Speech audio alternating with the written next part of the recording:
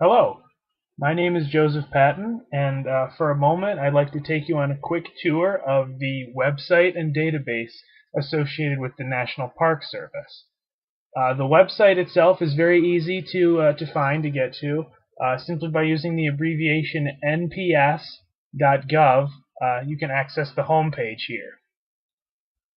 To search for a park, there are actually two options available to you right off the bat. First, there is a simple Find a Park option listed right here off to the side, where you can search by state or territory, or you could simply browse through the different options available through the tabs here. However, in this case, I would like to take you on a more in-depth tour of the database, so we're going to go to the Find a Park tab up top and select that.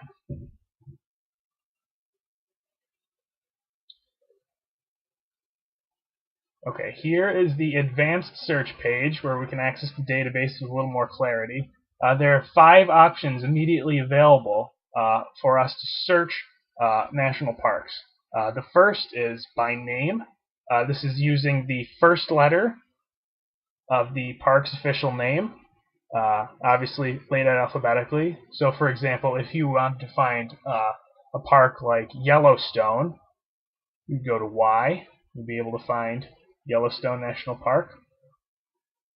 In this case, I'm a little more interested in the battlefield sites and war memorials associated with national parks, so we can also search for places like Gettysburg under G.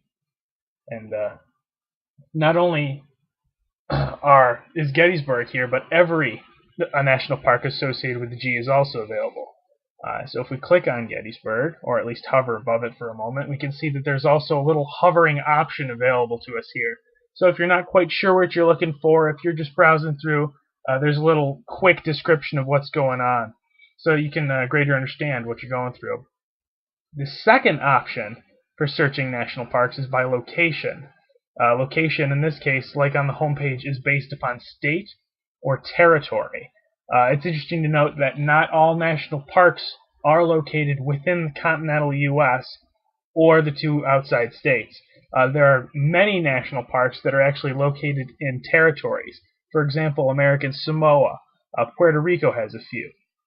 There's one in Guam. The War in the Pacific National Historic Park is associated with the Pacific theater of the Second World War, and has all kinds of artifacts and historic studies that take place there.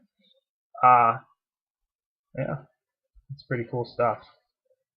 The third way to search for a park is by activity. In this case, it's referring to recreational activities. For example, boating, camping, fishing, hiking, all these kinds of things that are available at the park.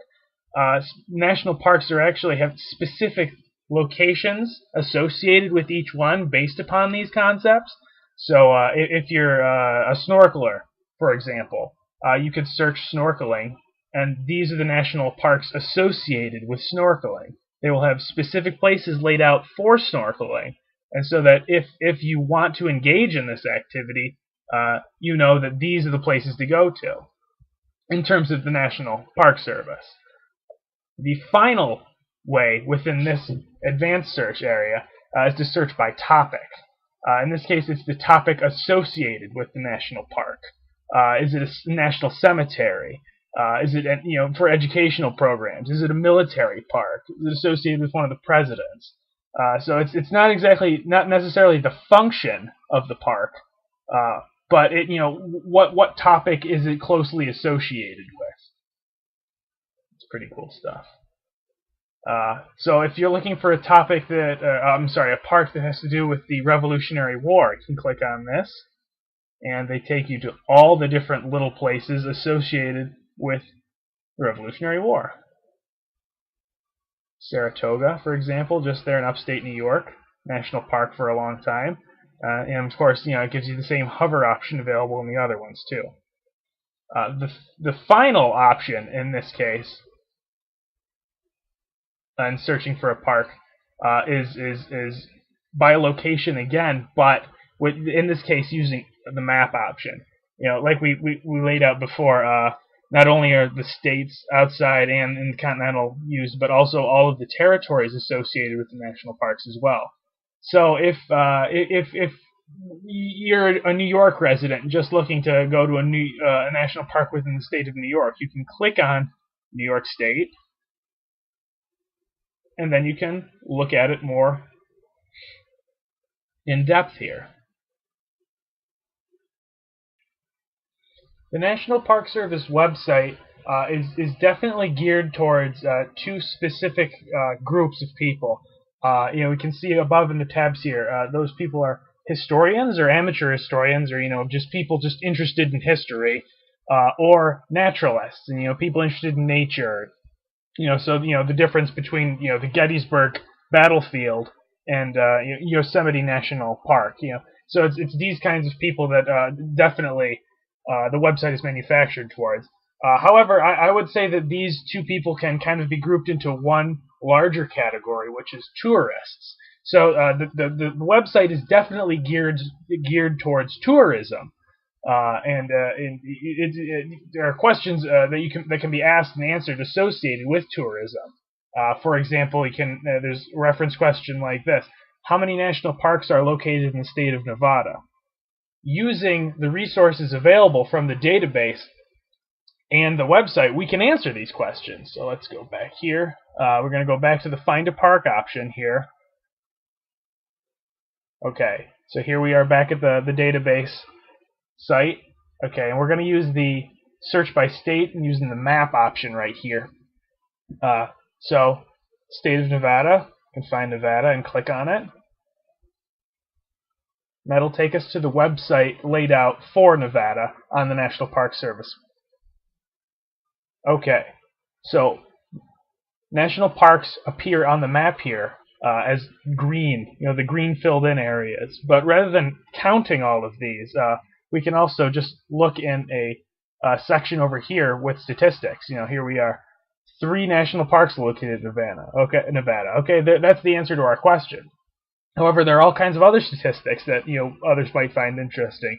These are the amount of visitors to the national parks in this state. This is the money concerns, hours donated by volunteers. So I mean, it's very much geared towards tourism in this regard. There are a lot of positives to this website that I'd like to mention.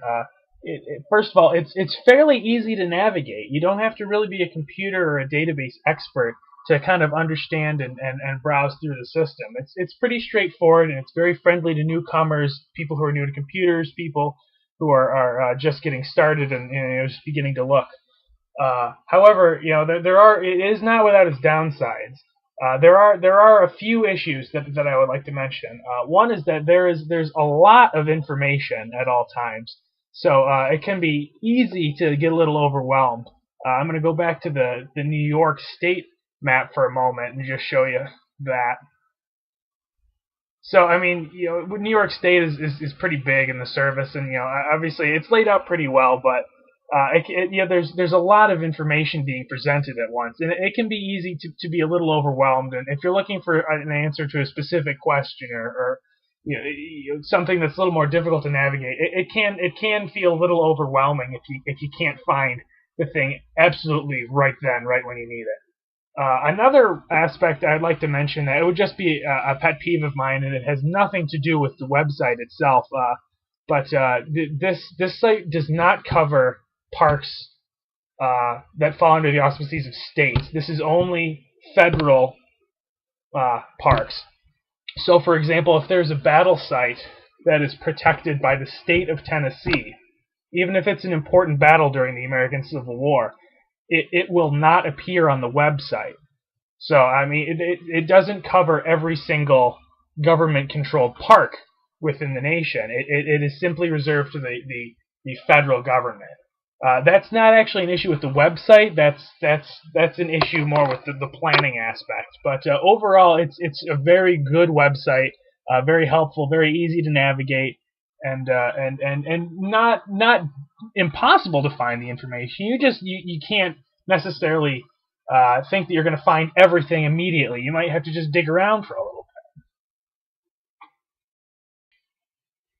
All right. Well, I just want to thank you all for taking a look through this tour walkthrough of the National Park Service website and database.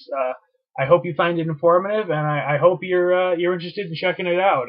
It is a great resource for finding all kinds of information based on the national parks, and a great way to take advantage of information available from the federal government. Thank you very much.